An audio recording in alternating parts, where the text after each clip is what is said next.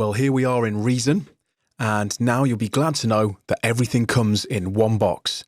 Now, what do I mean by that? Well, what it essentially means is you can stop worrying about what product you're going to buy, which version, how many things you've got to install, and whether or not you need plugins or extra instruments, because you just don't. Everything is now nicely packaged in one application, and Reason will now do everything you need it to do for every part of your project. So we've got audio editing, we've got audio mixing, we've got all the great instruments and routing from the original Reason, and everything is packaged into this one application.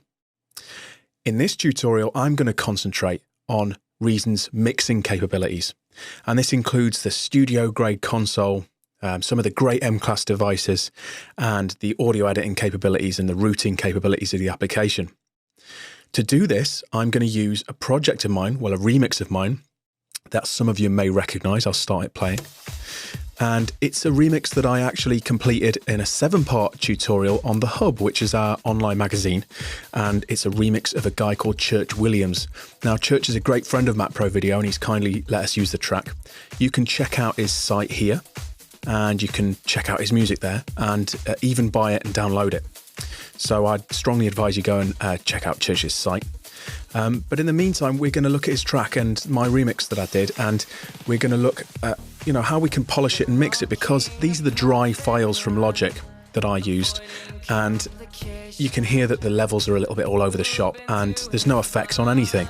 So it needs to be polished. This is an ideal opportunity to check out Reason and check out how it can help us mixing our projects. So first of all, I'm going to look at the studio grade console, and then we're going to have a quick look at the rack, and then past that we're going to move on to the devices that could be useful to you. And hopefully by the end we're going to have a vague approximation of what we had of the project I mixed in Logic. And it may sound a little different, but you're really going to get an idea of how to mix your tracks. So let's have a quick listen to this, and then we'll move on and look at the console.